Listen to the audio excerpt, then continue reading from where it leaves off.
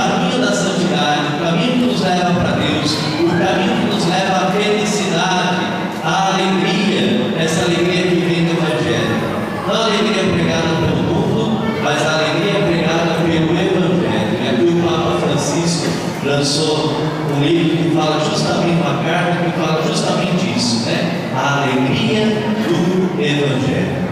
Para Paulo, a alegria do Evangelho, a alegria de sua vida era ser imitador de Cristo. E de tal modo, às vezes nós escutamos as pessoas dizendo isso: mas Padre, Jesus fez isso porque Ele é Deus. Eu sou mero humano, mero ser humano.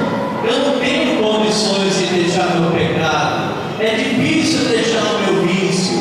É complicado demais para mim sempre estar rezando na igreja. Para Jesus é diferente, porque é Deus, é perfeito. Olha Paulo falando conosco na segunda leitura, meus irmãos e minhas irmãs. Olha a audácia de Paulo: sede os meus imitadores. Ele não está falando imitador de Cristo, mas sede os meus imitadores, assim como eu sou imitador de Cristo. De tal modo São Paulo está unido a Jesus, de tal modo São Paulo está unido a Deus, que ele é capaz de dizer: vocês podem ser os meus imitadores. Se hoje, ao sair dessa igreja, eu vou chamar igreja, essa escola, porque ela está sendo a nossa igreja, onde os cristãos estão reunidos, 2 ou mais estiverem reunidos em nome do Senhor, Ele se faz presente. É aqui nós estamos reunidos em nome do Senhor, é aqui Jesus se faz presente. Olha o que Paulo ele vai dizer, Paulo ele vai falar: sejam os meus imitadores. De tal modo que Paulo entrou em comunhão com Deus, está em comunhão com Deus. Se nós, gente, saíssemos dessa igreja hoje, nós poderíamos dizer aqui, nós fomos encontrar lá fora: ó, você pode me imitar? Será que as pessoas poderiam te imitar? Eu não estou falando só do meu comportamento junto dos outros irmãos dentro da casa de Deus, mas no nosso dia a dia. Quando a gente senta o martelo no nosso dedo, você está pregando alguma coisa, sentou o martelo no seu dedo, tiver alguém do seu lado, será que essa pessoa vai poder imitar a tua reação? Ou será que você vai ter vergonha? E gente, Deus é Deus também das pequenas coisas. Deus não é Deus só das grandes, de impor a mão sobre o enfermo e falar: levanta, você está curado. Como até no Evangelho de hoje nós vemos o leproso. Mas Jesus, ele se importa também com as pequenas coisas da nossa vida. E a nossa vida, a tua vida, é mais formada por pequenas ocasiões do que por grandes. Nós participamos de uma missa dominical, onde a comunidade está reunida diante do altar de Deus e tem aquela celebração maravilhosa. É um grande momento na tua vida cristã. Só que aqueles outros pequenos momentos na tua vida que te levam até o domingo da missa: o teu despertar, o teu tomar um banho, o teu tomar um café, o teu pegar um ônibus, o teu ligar um carro, o teu saindo, caminhando, enfim. Esses pequenos momentos, será que as pessoas poderiam ser imitadoras dos nossos pequenos momentos? E é de pequenos momentos que a nossa vida é mais formada do que de grandes momentos. Paulo ele vai dizer: sede meus imitadores. Nós queremos caminhar para isso, gente. Nós dissemos não a um tipo de carnaval para estar aqui nessa festa do Senhor, nesse rebanhão, porque nós queremos nos aperfeiçoar na santidade, e nós podemos fazer isso. Nós vemos aí a tecnologia cada vez renovando a sua capacidade, cada vez mais deixando a gente de boca aberta. A tecnologia cada vez mais desenvolvida, e nós, parece que os seres humanos, nós vamos nos deixando, ao invés de nós desenvolvermos também a nossa área espiritual, nós vamos regredindo.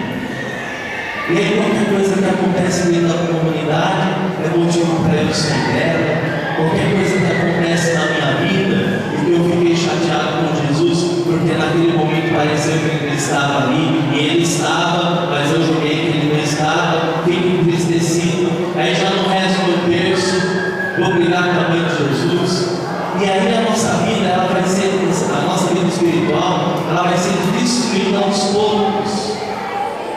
Então vejo que o rebanhão é uma ótima oportunidade para nós entrarmos nessa enfermaria de Deus, de 3 dias que seja, 4 dias que seja, entrar nessa enfermaria de Deus, e através do louvor, através do perdão, através dos irmãos rezando pela gente, nós podemos sair daqui renovados, com a nossa fé renovada, com a nossa fé mais audaciosa, com a nossa fé mais criativa, com a nossa fé mais aperfeiçoada, a ponto de eu poder agora dizer para os meus irmãos: olha, isso que eu estou fazendo, você pode me imitar sim.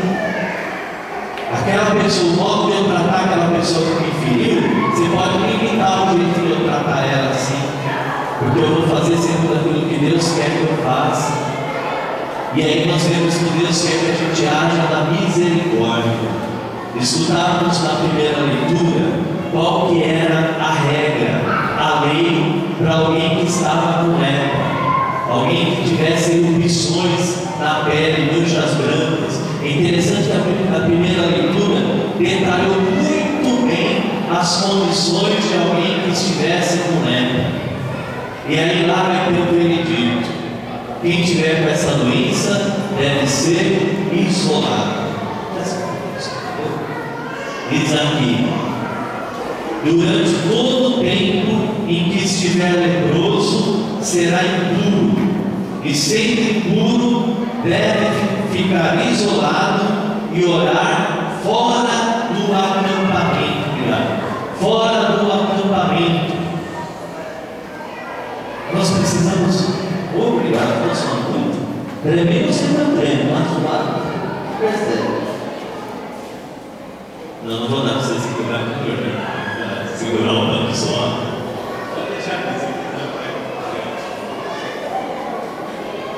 Parece ser só uma frase para a gente isso. Mas se você procurar se colocar na pele de alguém que tem que viver essa lei, você vai ver como é duro. Imagine você que você está com a sua família, não está você, está tua esposa, teu marido, com teus filhos, você está em casa e de repente você vê e começa a perceber que você está com lepra. Um monte de machucados estão saindo do seu corpo. Se você vivesse nesse tempo do Antigo Testamento, do antigo povo de Israel, quando você começasse a ver a doença da lepra, você já deveria se colocar, não é os outros que iam te colocar. Vou esperar os outros perceberem que eu estou com lepra, aí eles me colocam no isolamento. Não, você tinha que se colocar no isolamento. Se você fosse obediente à lei de Deus, você tinha que se colocar no isolamento. Você tinha que sair do meio da tua família. Quer dizer, você tinha que deixar quem você ama, os filhos que você ama, a esposa ou o marido que você ama, as pessoas que você quer bem, teus amigos. Você deveria deixar todos e se isolar. Vamos imaginar aqui, você tem nós rezando aqui a missa, nós rezando a adoração ao Santíssimo, e você sozinho do outro lado da rua, sozinho, só escutando o barulho que está acontecendo aqui dentro, a oração que está acontecendo aqui dentro do acampamento, mas você sozinho lá fora. Eu quero que você possa sentir o que significa a primeira leitura para nós. Não é só saber, mas você sentir a solidão dentro de você, sentir a tristeza dentro de você, porque você se tornou uma pessoa impura. E pelas leis do antigo Israel, uma pessoa impura não pode chegar próximo de quem é puro, porque eles acreditavam que o pecado contaminava as outras pessoas. Então, se eu sou impuro, sou um pecador, afinal eu estou doente, e a doença para eles era um sinal de maldição de Deus. Então eu sou uma pessoa maldita, e por causa disso eu não posso estar perto de ninguém, porque senão eu posso contagiar essa pessoa com isso. Então o impuro, o leproso, tinha que ficar gritando, avisando: eu estou chegando, ó, o impuro. E aonde que ele vivia? No deserto. E guarda aí, isso. Guarda o lugar onde ele vivia, que vai ser importante para nós. O leproso, ele vivia fora da cidade, no deserto, no campo, afastado das pessoas. Agora vamos ver como que Jesus vai tratar essa situação. Está o leproso ali, fora da cidade. Ele escuta que Jesus de Nazaré está passando por aquela localidade. O que faz esse homem? Esse homem leproso, que devia viver afastado dos outros, esse leproso sai correndo ao encontro de Jesus. E o que ele faz quando ele chega perto de Jesus? Qual é o ato dele antes de implorar pela cura? Ele vai implorar o corpo dele. Ele vai se ajoelhar. Parece até meio bobo estar aí a situação de se ajoelhar. Só que por que o evangelista destacou que esse leproso, ele veio ao encontro de Jesus e se ajoelhou? Porque não foi fácil para esse homem se ajoelhar. Você já teve alguma ferida no joelho? Quem já teve aqui ferida no joelho? Levanta o braço. Eu já tive. Uma vez saiu umas perebas no joelho, eu não sabia onde que era. Era difícil até de esticar a perna, cada machucadura. E quando você estava com o teu joelho machucado, era fácil você se ajoelhar? Eu aposto que não. Imagina para esse leproso, cheio das feridas do corpo inteiro, que devia possivelmente andar um pouco mais leve. Esse homem vê Jesus e se ajoelha apesar das suas feridas, iam bater no chão, iam roçar naquela terra, apesar da dor que ele ia sentir pelas feridas tocando no chão. Ele se ajoelha e diz para Jesus, ainda com dor. Não está escrito a dor aí, mas a gente supõe: Senhor, se queres, pode curar. Eu queria que aqui você pudesse perceber e sentir o esforço desse homem, o esforço desse leproso. Se nós quisermos ser, como disse Paulo na segunda leitura, se nós quisermos ser imitadores de Deus, imitadores de Cristo Jesus, nós precisamos nos esforçar, precisamos ser cristãos que se esforcem, que lutem e aceitem entrar na batalha contra o mal. Não podemos ser ociosos na nossa vida espiritual. Esse homem faz um esforço de se ajoelhar diante de Jesus e pedir que ele seja curado. Nos momentos que as lepras afetam a nossa vida, o que a gente faz? A gente começa a brigar com a nossa família, a gente entra no nosso quarto, fechamos a porta, porque esse é o conselho de Jesus.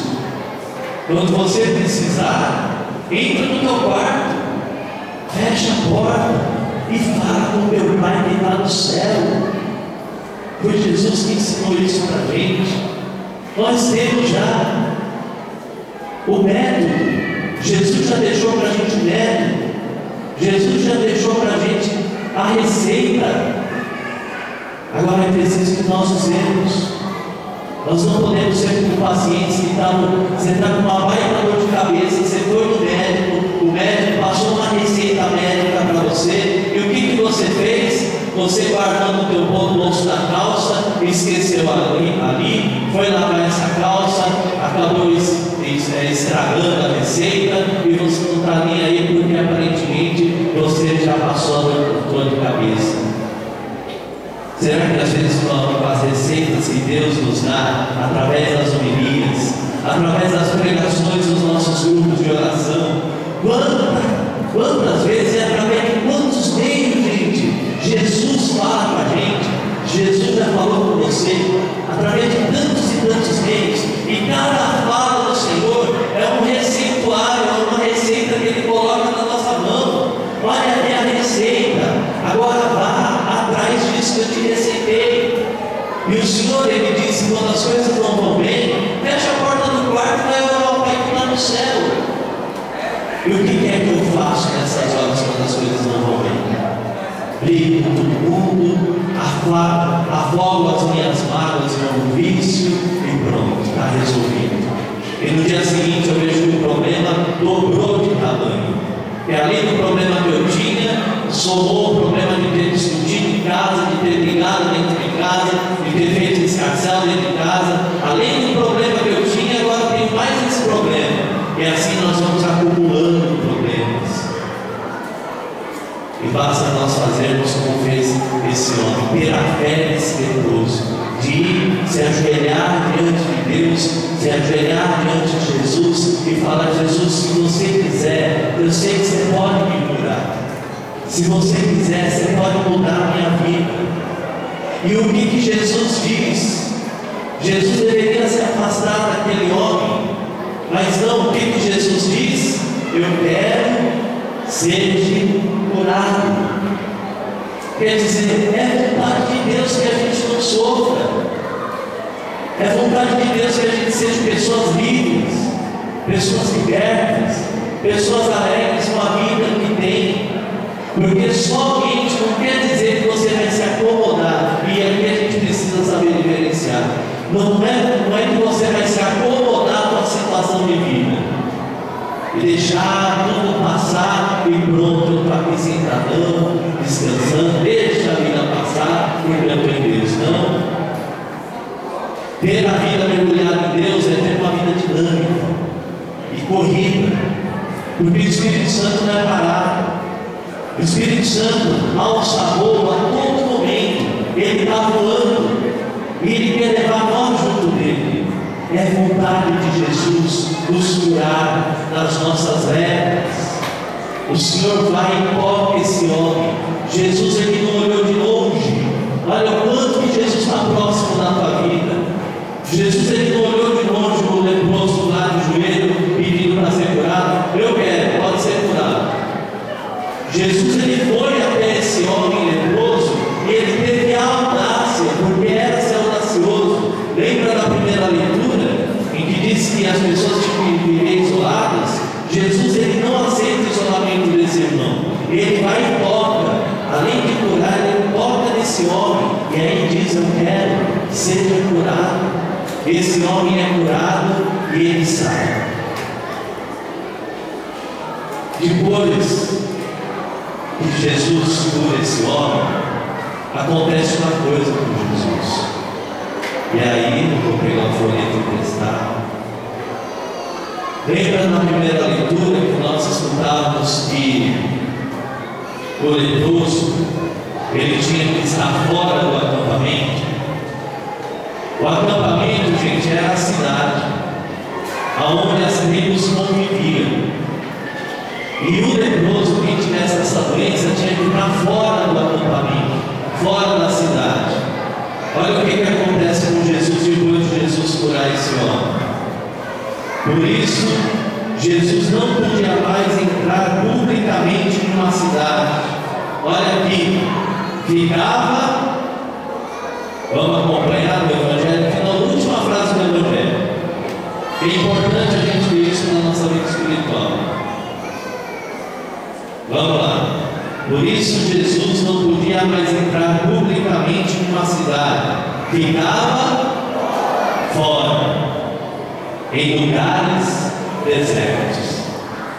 Quem é que vivia em lugares desertos? Quem tinha que ficar fora da cidade era o leproso. Jesus, ele troca de lugar com o leproso. O tamanho que é a compaixão de Jesus, o amor de Jesus. Jesus é como dissesse para esse homem: olha, eu estou aqui na cidade, eu quero que você fique na cidade no meu lugar, e eu vou ficar no meu lugar no deserto. Quantas vezes o Senhor quis ocupar o teu lugar no teu sofrimento, o teu lugar na decisão junto da tua família, o teu lugar na decisão da tua empresa onde você trabalha? Quantas vezes Jesus quis assumir o teu lugar para te salvar, para te deixar feliz, e nós não quisemos fazer a troca com o Senhor, não quisemos trocar de lugar com Jesus. E o convite de hoje é esse: é deixar que o Senhor troque de lugar comigo. O convite do Evangelho da Palavra de é de nós irmos até Jesus e de joelhos diante dele falar: Senhor, está aqui a minha vida, está aqui o que eu estou passando, o que eu estou enfrentando, está aqui as coisas de bem também que estão acontecendo na minha vida, as bênçãos que o Senhor tem derramado, eu tenho as vivido, estão aqui. É preciso nós termos momentos de estar com Jesus em oração de joelho, e não reservar isso só para o carnaval do ano, só para o rebanhão do ano, ou só uma vez por semana na missa. Mas isso tem que ser uma prática diária nossa de cristãos. Se nós quisermos vencer esse mundo que está aí, a nossa prática tem que ser essa: estar de joelho diante de Jesus e deixar Jesus fazer a obra em nós. Feche um pouco teus olhos nesse momento. Eu queria que o Espírito Santo de Deus, se Ele nos permite isso, eu queria pedir para o Espírito Santo de Deus mostrar a você todas as vezes que as pessoas te isolaram, desde quando você era criancinha, desde melhor do ventre materno, desde o ventre materno. Às vezes que você foi deixado de lado, às vezes que te isolaram, às vezes que viraram as costas para você na escola, junto dos seus amigos, ou dentro de casa. Eu peço ao Espírito Santo que mostre para você, às vezes, se você se sentiu como esse leproso, esquecido, jogado na margem de uma rua. Às vezes que as pessoas pareciam não olhar para você, não te quererem bem. Ou às vezes que você sentiu o olhar de um preconceito, o olhar te julgando. Nessa tarde o Senhor, Ele vem até você e diz: eu nunca te deixei, eu nunca te isolei. E nas vezes quando você esteve isolado, eu quis ter a tua companhia, mas você não deixou. Mas nessa tarde você está me escutando, e nessa tarde eu quero entrar mais uma vez na sua vida, tirar você de todo isolamento e ir com você. Jesus, passeia no meio da gente, olha as feridas do nosso coração, olha para as vezes, Senhor, que nós fomos vistos como leprosos. Mas também, Jesus, nós queremos te pedir perdão por todas as pessoas que nós ofendemos.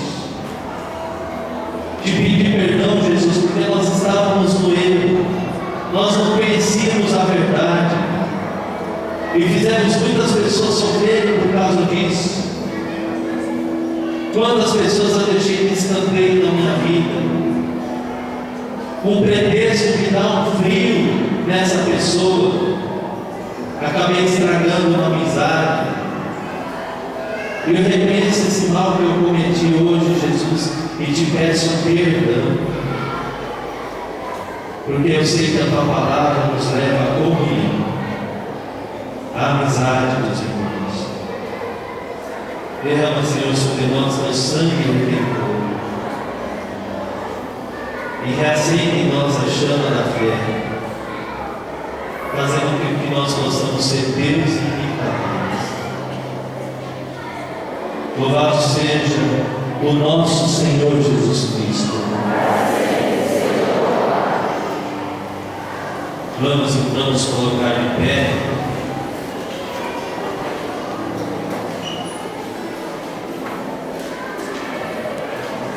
E vamos juntos professar a fé que nós temos em Deus. Essa profissão de fé é o resumo de tudo aquilo que nós, como católicos, acreditamos. Rezemos juntos. Creio em um só Deus, Pai Todo-Poderoso, Criador do céu e da terra, de todas as coisas visíveis e invisíveis.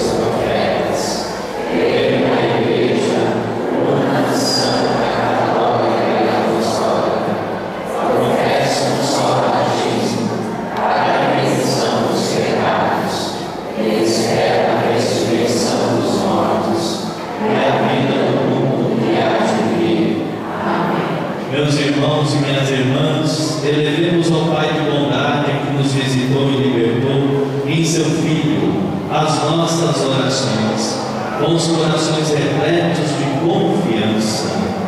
E nós vamos responder, Senhor, escutai a nossa prece.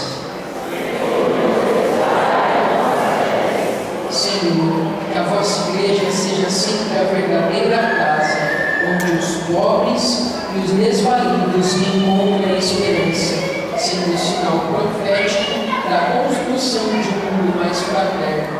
Nós vos pedimos. Senhor, que as famílias sejam amparadas no cuidado aos enfermos, tendo em nossas comunidades a acolhida necessária e a renovação de suas esperanças. Nós vos pedimos.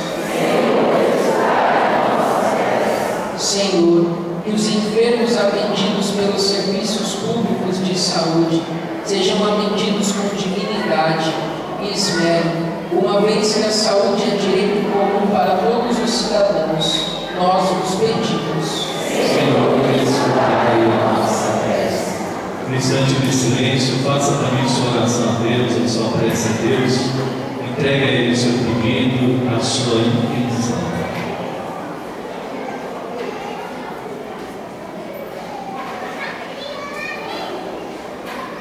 Ouvi, Senhor, a oração do vosso povo, e confiante na vossa misericórdia, nos oferece um sacrifício de louvor. Ajudai-nos a caminhar segundo a vossa vontade. Por Cristo nosso Senhor. Amém. Podemos nos assentar.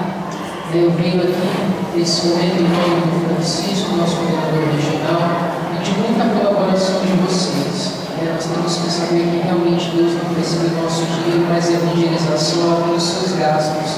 Então, com a sua colaboração, pois nós temos bastantes gastos ainda para a do